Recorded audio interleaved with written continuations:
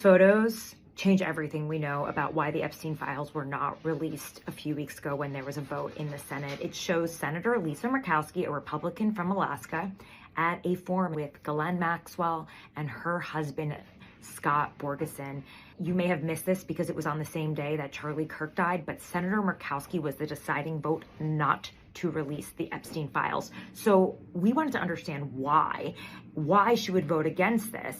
And we spent weeks finding out exactly what her connections were to Jeffrey Epstein. And what we found was a tangled web of connections in Alaska, the senator's home state. In fact, it all comes down to power and a series of meetings and events where they talked about the Arctic Circle and they lobbied and tried to expand it, which would obviously help Alaska and Ghislaine Maxwell's husband, who was doing a lot of business, maritime business in the Arctic Circle. There's also a connection to a wealthy Murkowski donor, Alice Rogoff, who just so happened to be Ghislaine Maxwell's friend and the owner of the Alaska Dispatch.